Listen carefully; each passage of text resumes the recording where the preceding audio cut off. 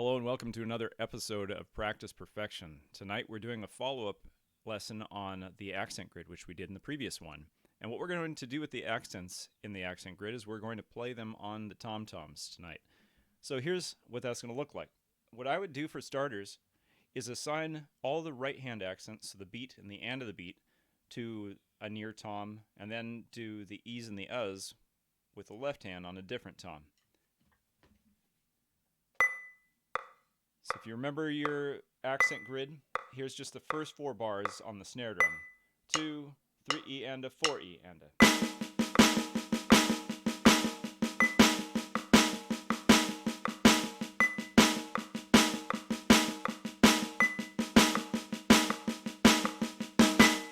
Alright, so what we're going to do is we're going to put those accents on, right hand accents are going to go on the floor tom, left hand ones are going to go up on the high tom. Here we go.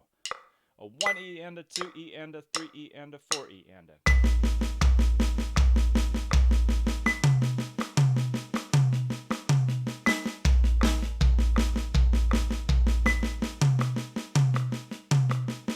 And continuing, now 2 repetitions. And repeat.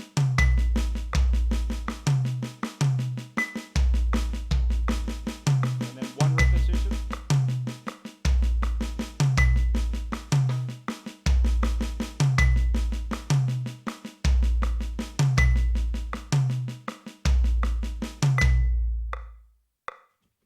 Okay, so that's the gist of it.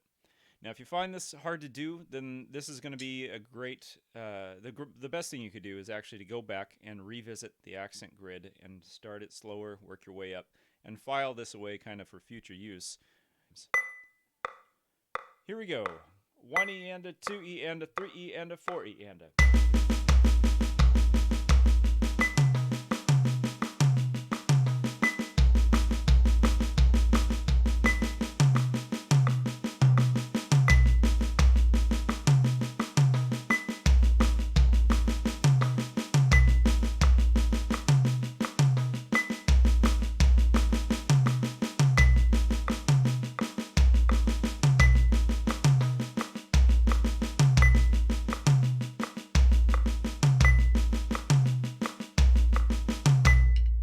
Now up to 90.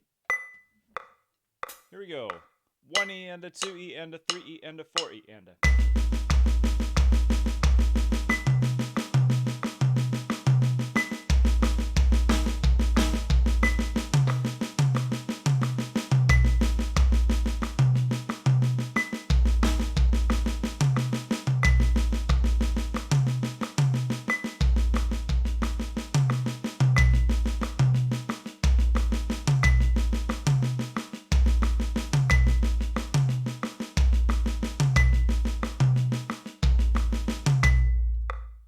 Up to 95. 1 E and a 2 E and a 3 E and a 4 E and a.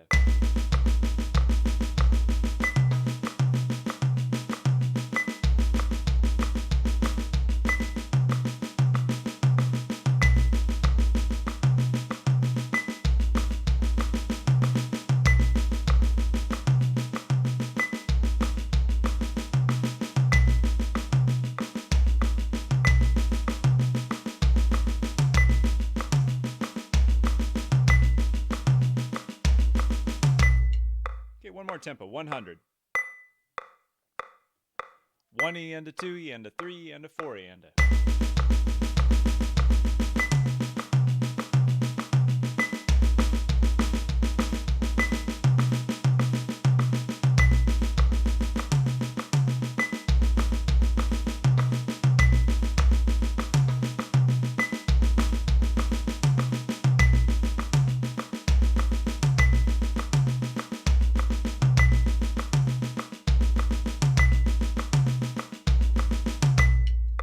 So there you go. There's a way to get started with this.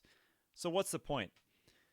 Well, good question. The point is actually just to build 2 things. One, your facility around the drum set, just getting comfortable putting different movements around the drum set within the framework of the accent grid.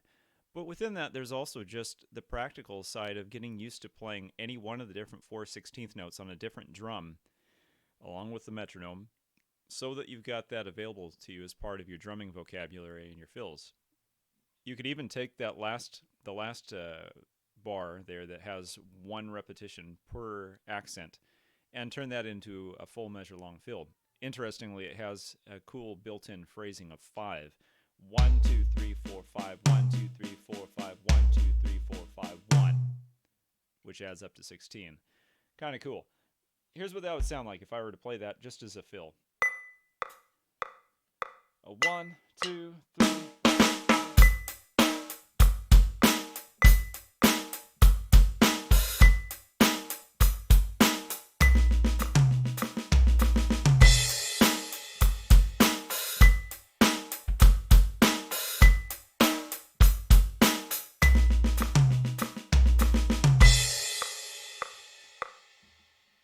It's a little blocky, but that's kind of the idea, and it's a good one to have. You could also, of course, take any one of those 4 patterns and use them as parts of fills and parts of movements around the drum set. This can be built a lot faster too, and of course you can be more creative in terms of where you distribute these different notes. Here's another way of playing this pattern, but now we'll use 4 different surfaces. So instead of just the floor tom and the high tom, we'll add the middle tom and also the hi-hat. And for simplicity's sake, why don't we do it like this? We'll start with these 2 guys and then shift to those 2 guys for the next accent. So 1, and then the 2E will be up here, the and will be up here, and the will be up here. So I'm going to slow it down just a little bit, 80 beats per minute. A 1E and a 2E and a 3E and a here we go.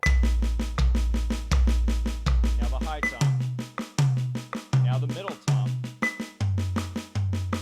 Now the hi-hat. Now the floor tom.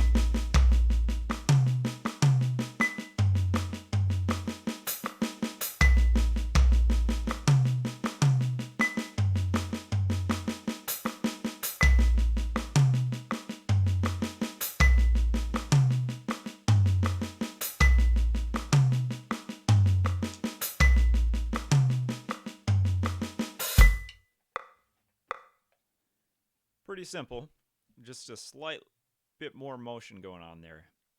You could take this concept and distribute it elsewhere on the drum set too. Right now we've just been doing it on the snare as kind of a home base, but you could also choose a different drum and start from there. Have most of it be here, but we put all the accents instead of on here somewhere else.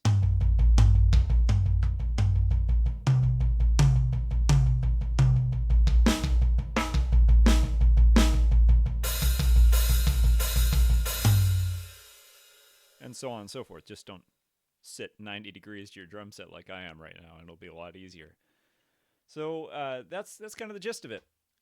You could probably go faster if you can't. Obviously, yeah, start it slow, work your way up, find a speed that feels pretty comfortable. Maybe do it at 1/8 notes along with the metronome instead of 1/16, and then just work up from there. But if you're comfortable with this at faster speeds and your motions are fluid, you're not having any trouble, then go ahead and just keep going up 5 beats per minute at a time and see how far you can get it. So I hope that's helpful for you, and I hope you enjoyed that.